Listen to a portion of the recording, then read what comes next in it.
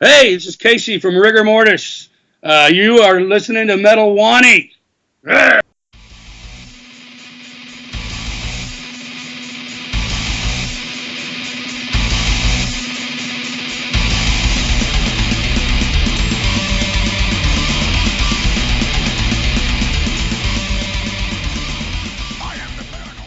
Hey Casey, it's a pleasure to have you on Metal Wani with us today. How are you doing? Hey, thanks. I'm great, man. I'm doing all right. Excellent. So, Rigor Mortis are, of course, thrash metal legends, and Slaves to the Grave is the band's first material in over 22 years, I believe. So, could, Yeah, yeah. so, could you give us an insight as to what the sound of the album is like? It's in a way it's just a continuation of what Rigor Mortis always was. I see. It definitely has the vibe, of the first album, but it's we've grown and matured and became better musicians and everything and writers over the years. So I think it reflects that as well. So I think had we stayed together all these years anyway, this probably would have been the record we wrote this year anyway.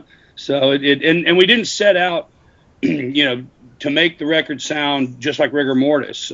We just said, let's just write whatever we come up with will be Rigor Mortis because it's what we're doing. And it came out, we were all like wondering what it was going to sound like ourselves, but it came out sounding like Rigor Mortis should sound, and we're all very, very happy with it.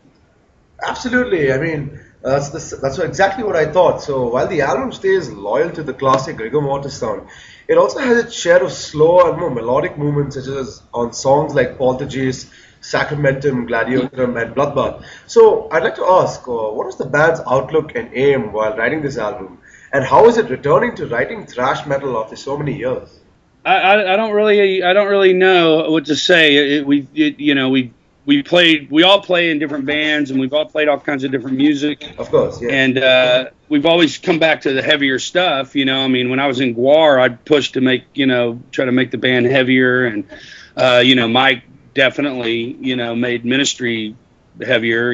Al's always said that our first record, it totally inspired him to stop what he was doing in the studio and put more guitars into it, and that's what ended up being Land of Rape and Honey.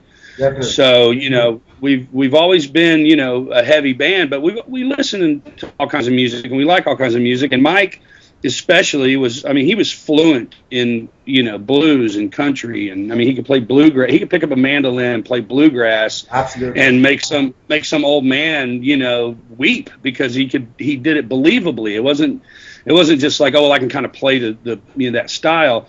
He felt it, so he could play it believably.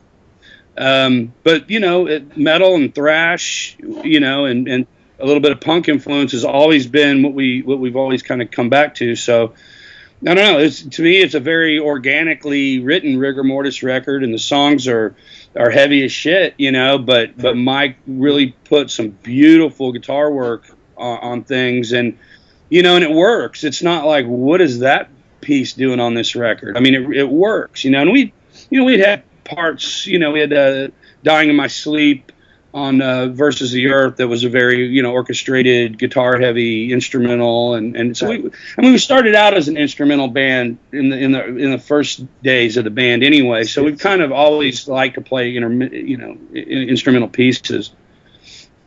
But I think overall, it's just it's a very honestly natural record for the guys, the original lineup getting back together and writing a record together. So we're really proud of that. Absolutely. Not a lot of bands can do that. Come back after all those years and kind of pick up where they left off. Definitely. That definitely shows in the record.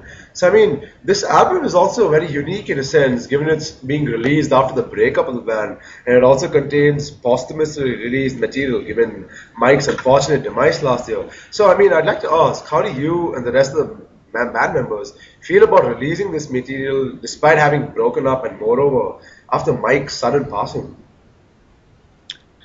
Well, when we got back together and started doing reunion shows, it was something that was, we talked about it for years, and we always stayed friends. Right. The band dissolved more than it broke up. Mike went off to Ministry, and it just was pointless to try to keep it together without Mike. And so, and then I went off to GWAR and this and that. And so over the years, we still were friends, and we still wanted to do something again, and just the timing was never right. Right. And then finally everything fell in place, and we started doing shows, but we'd still have to go and do our other gigs and this and that. Right. And we finally got serious about doing a record, and we got in there and recorded it in February, and in December Mike died on stage while we were playing a show. Right. And the record was 99% done. Mike had 3 days before had gone into the studio and finished all his parts and was happy with everything and signed off on all his work. He was like, I'm done. You guys, it's up to, down to the rest of the little bits. And I see. So there was never a question that we weren't going to release it. It was hard to let go of it. We'd go in and listen to it, and we'd fix a few things. And it's like we kept finding little things to fix, because I think subconsciously it's, you don't want to say this is the end and here it is and let it out, and let it go, but it had to be done, and so we took our time with everything, from the artwork and the cover and the lyric sheets and the everything, because it just felt like it really had to be done right, and so we're putting out vinyl, and the last minute I was like, man, I don't care if it costs more money, we have to have a lyric sheet in there. If I bought the record, I want a lyric sheet in there. It's when you buy the physical product, which people aren't doing as much anymore, you want to give them something that's worth going, well, all right, I'll buy the actual CD instead of just downloading it. Definitely. Or I'll buy the vinyl, even though I'm not going to probably play the vinyl as much, I'm going to buy the vinyl because it's a vinyl, it's great, it's cool, Definitely, I'd have to agree with that. And now that you mentioned lyrics, I'd like to ask, Rigor Mortis has dabbled in many themes, such as the more horror-inspired, gore and zombie-related lyrics. Even before it was a norm in the genre. So in light of this, what are the lyrical and thematic explanations on the latest record? It's a lot of the same kind of themes, different subjects, but along the same lines. Rigor Mortis, we used to practice for 6 hours, and then we'd go watch horror movies for 6 hours and drink beer and smoke weed, So that's how we were. That was our, what we did, and we loved. Back in the day, dude, we couldn't get enough horror movies. We'd watch 6 of them in a row, Right. And so when we started working on this, it was just there, it wasn't like, well, what should we write about? It was like, what can I write about, Right. So we have songs about, hauntings, and there's a song about Texas Chainsaw Massacre Part 2. Oh, awesome. we had a song about Chainsaw Massacre on the first album, and so I started writing some lyrics, and I go, dude, this this is going that way, and so I use a few little bits and lines from Part 2, and it became an homage to that. And we have songs about the Scottish zombie Draugr. We have a song about the Ludus Magnus, the gladiatorial school. We have songs about sort of the ancient Lovecraftian gods. We have songs about all kinds of stuff. So throughout the record, it's definitely Rigor Mortis, same kind of themes. It's all blood and guts and horror and monsters and zombies and shit. So that's awesome. In that sense, Rigor Mortis hasn't changed one bit. There's no love songs on here, that's for sure. But there's some beautiful guitar parts that that are very just hard to even describe. It's like, but it all works. Go from barn burning thrash to all of a sudden Mike goes into this beautiful thing, and but it works. It's not like great. So here comes the guitar thing. It's all great. It's brilliant. So. It's a good flowing record. We were the other day. We have to release a third single before the album comes out, and we couldn't decide which one. And I was like, wow, this is a good problem to have. Most of the time, what the 3 strongest songs are. Right. We're listening to looking at the songs, going, man, we could put any of them out. I'm fine with any of them. So it's a good problem to have. Definitely, it's a solid album. And now that you mentioned Mike's guitar work, I think something that's very distinctive about Rigor Mortis' debut album is the fact that there was only one guitar with only the drums and the bass as a rhythmic background. So yes. Was this a conscious decision on the band's part to let Mike's soloing shine through, independent of any rhythm guitar in the background? Well, it's always been that way. Rigor Mortis has always been one guitar, one bass, drums, and vocals. Right.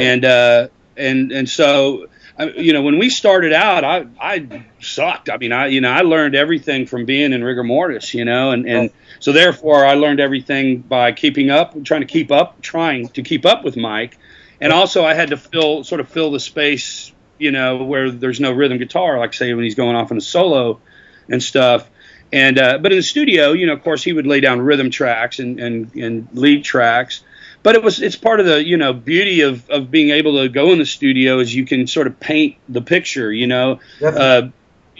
A lot of bands and a lot of albums, especially first albums, the bands go in and they've been playing these same songs for years and years and years. So they just go in there and they just play the songs and lay them down, And then, and then the second, third records, they're kind of like they're having to sort of scramble to write stuff because the label needs an album and this and that. Right. And we had the freedom to sort of, write some of the parts in the studio and tweak things right. So it was more like painting a picture, and so Mike had free reign to make it sound the way he wanted to hear it, and did some brilliant stuff on there. Definitely. I mean, the albums always have a very organic feel to them. So, I mean, I'd like to talk about lineup changes. So, while I might be charting rather personal territories with this question, I'd like to ask, how did the reunion with Bruce happen, considering the band had some problems with him in the past? Well, when we parted ways with Bruce, it was mostly, me and Bruce not getting along. Right. And so, I take the blame for that, that decision.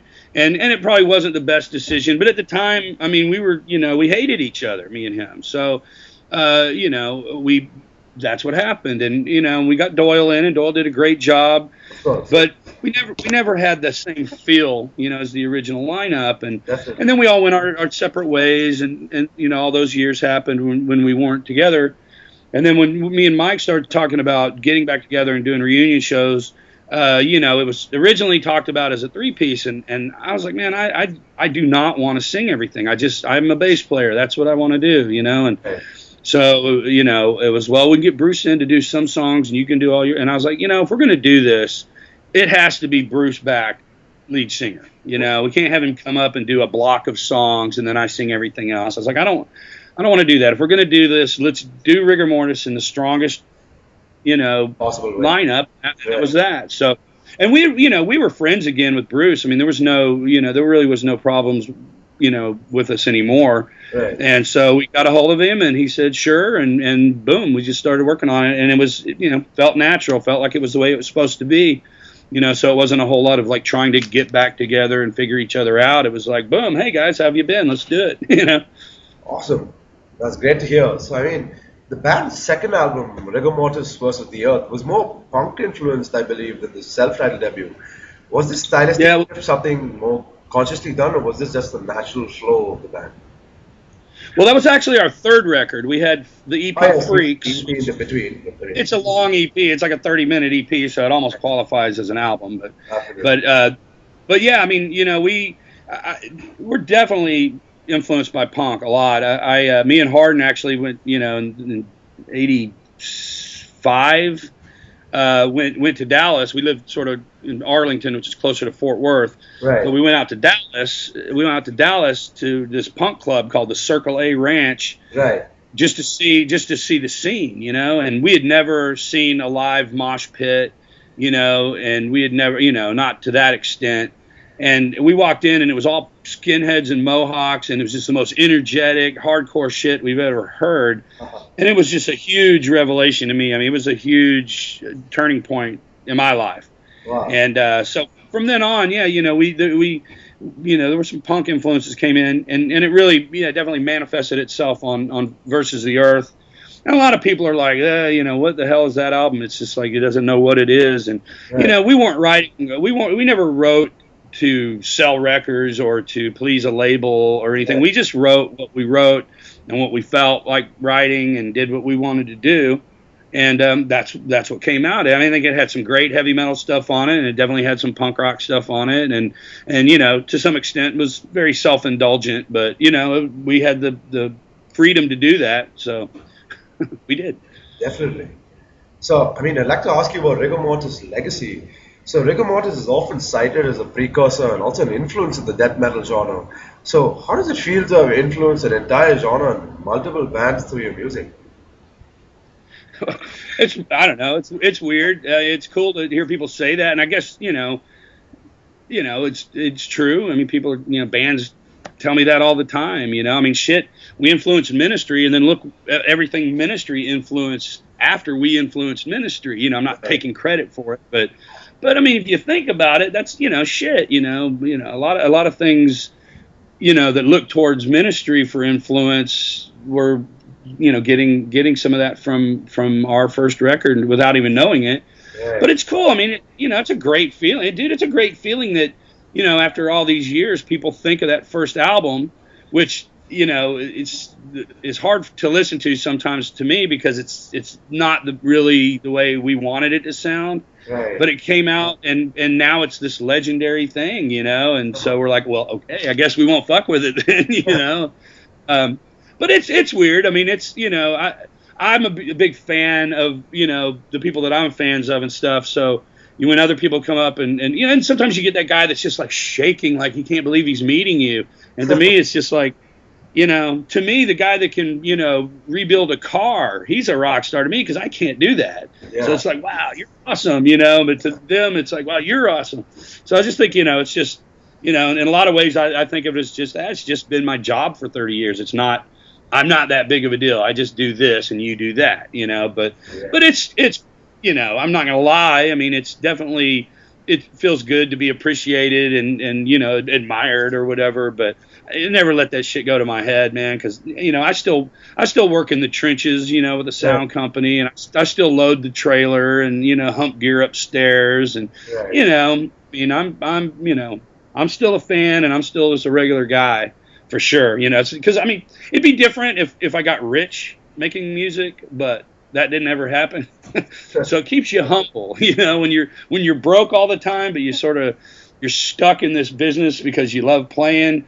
It keeps you kind of humble. That's an awesome attitude to have, I gotta say. So, I mean, of course, you were also a member of GWAR for 8 years. Oderus' passing must have affected you as much as... We're like 13. Oh, right, of course. So well, off and on. Right. So Oderus' passing must have affected you as much as anyone else. So could you briefly tell us about your time in the band, perhaps your relationship with the other members, Oderus, and how you look back upon those times? It was really weird because in like 1976, I saw a picture of Gene Simmons and said, I want to do whatever the hell he's doing. What is it? He's playing bass. Okay, I want to play bass because that's the coolest looking guy in the music business. Right. And wasn't the greatest bass player or anything, and now he's fucking he is what he is, But at the time, just looking at that image, that's what I wanted to do. So that's the reason I play bass. Definitely. And years later, I'm in GWAR, which is almost like the next best thing to being Gene Simmons is being Beefcake the Mighty almost, And being big, I was a big fan before I ever met any of the guys in GWAR, and big comic book freak, and horror and sci-fi movies and Monty Python and all that kind of stuff. So, when the opportunity came up to be in GWAR, man, it was just it was perfect. It was the perfect gig for me, and I had a lot of fun. Right. And went through a lot of stuff with those guys. It was a hell of a ride, man. We did a lot of really cool stuff. And we did a lot of really stupid stuff too, but we could do anything we wanted, and that's, most bands don't have that freedom of just being able to do anything you want, and whether it's good or bad or whatever, the fans stay with you, they forgive everything because they're just happy you exist, that GWAR is, Right. And which is what's happening with them now. I mean, the fans they're supporting them, GWAR is doing a big change, and they have to, if you can't replace somebody that's crucial, then you have to do something different. Right. And that's what they have to do. I mean, without Dave Brocky, who, dear friend of mine, I'm a very big influence on my life, and I miss him terribly. I mean, it's a big loss to, not just to me, but just like Mike, it's a big loss to everybody who appreciates music or underground art or anything like that, you know, and so it's tough. And if you lose somebody like Dave Brockie, who I've always said was the only GWAR member that can't be replaced, you know, Right. I replaced Mike Bishop, Todd Evans replaced me, Jameson Land replaced us both, you know. You can replace almost everybody, but Dave being the mouthpiece and being the mind Definitely. behind most of it, you can't replace that guy. So your best choice is to switch gears and go in a different direction, which is what they're doing. And I back them on whatever decisions they make, and I wish them all the best. And the fans so far are standing by them, and we'll see how the future unfolds. I mean, I know only as much as everybody else knows. You know, I get my information online just like everybody else. You know, I don't talk to those guys all the time, and they don't, run. They don't run decisions past me or anything. I'm not in the band, you know. But I think that they're doing they're doing the only thing they can do, which is carry on, which Dave would definitely want them to do. You know, so I'd say more power to them. Definitely, I have to agree with the sentiments. So, I mean, could you tell us a bit about your involvement in ministry? I believe you're a current live member of the band. Well, we all know that the band decided to stop making music. What are the touring plans for the band as of now? And any other plans, perhaps, which you could reveal to us? Well, all my involvement with ministry in '92, I actually went out with them on the Lollapalooza tour, just as a bass tech. And then Mike pulled me in on the Relapse record and the tour. And so I co-wrote 3 songs with Mike for the Relapse record, and then I did the tour with him, and it was great, man. Big rock star tour, got paid really well. All the musicians, the whole crew, everybody were just great. I mean, it was great. And Al is a strange bird, you know, and he kind of phoned it in on that tour. And I don't know, if he had some issues that he's fixed since then or whatever. I don't know, But after that, after Mike died, I had a pretty big personal falling out with Al, and I don't speak with him anymore. I guess I'll leave it at that. I don't want to be a dick about it, but I don't foresee ever working with Al Jorgensen again. I'll tell you that. Right. So, could you tell us a bit about your current project, War Beast? Perhaps its stylistic leanings and any future releases? We're actually, I say we. Our guitar player is writing music right now. I've been so busy with the Rigor Mortis record release, getting it all together. I haven't been much help to him. I hope to jump in there pretty soon. But we're working on a new album, which hopefully we'll record early next year. And, War Beast is still riding high. We're playing the Phil Anselmo's Housecore Horror Festival in October. Oh, wow. That's going to be huge. Danzig and Sam Hain and Super Joint Ritual and Portal and Voivod and it's going to be insane, man. It's going to be great. So and then next year, once we get the record done and stuff, we'll definitely do some touring. And then I've also got my punk band, the Hellions, are getting back together for a show with DRI in December, and I think. Because of the personnel and the band, some people can't really commit to a long-term, situation right now. So we're gonna probably revamp the band a little bit, maybe even change the name, but we'll probably carry on a punk band. So I'm looking forward to that because that's always a lot of fun. And Hardin's got a band called Hint of Death, and they're releasing a new record pretty soon. And Mike Taylor, who is playing with us in Wizards of Gore, which is basically, the surviving members of Rigor Mortis. We're doing a couple of events here. We're doing Housecore, and we're doing a record release party, and we're doing a Halloween show. Wow. But we're not sure what we're going to do with that, in the long term. But Mike Taylor, the guitar player, is a long-time, friend of ours and really close friend of Mike Scascia's, and the only guy I think that could, believably pull off, playing Mike's parts. He's got a band called Rabid Flesh Eaters, and they've got an album coming out as well that Mike Scascia produced. So I see. We got a lot of stuff going on. Awesome. So, as a veteran thrash metal artist, I'd like to ask you, what do you think of the current thrash metal scene and the so-called retro-thrash trend? do you think it's a positive thing for the genre, or do you think it's slowing down the genre's development?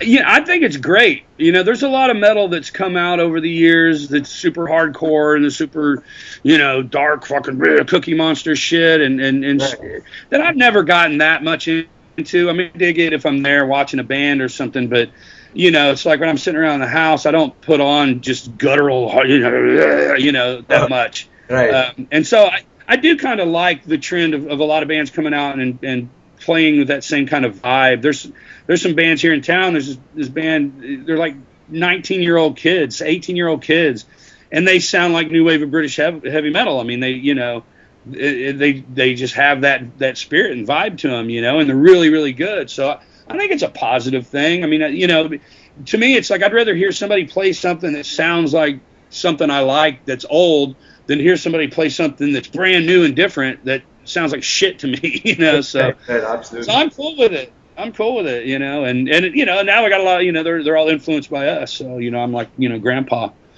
Right. So, I mean, finally, I'd like to ask, what are the prospects of you playing with one of your projects in a country like India? Does it solely depend on offers from organizers, or do you have any say in it as well? Oh yeah, I mean, you know, we're a totally independent band, and all of us, all of our projects are totally independent. We're not like, you know, under any label or any management restrictions or anything like that. I mean, if somebody, you know, someplace like India, I mean, if somebody paid for our flights and, you know, and took care of us while we were there and put us up and all that, you know, we'd probably go and do it for that, just to say we played there, you know. I mean, we're definitely, you know, we're open to whatever, you know. It's just, you know, we don't have enough money, you know, personally to fly, you know, 4 of us out to India. Right. But if there was a promoter that was interested in bringing us, we would definitely be interested for sure. Awesome, that's killer here. So, I mean, that's all from my side, Casey. It's a complete honor talking to you. Thanks for taking the time to do this interview. Hey, no problem, man. Thanks for the interest, man. Thanks for keeping it alive, man.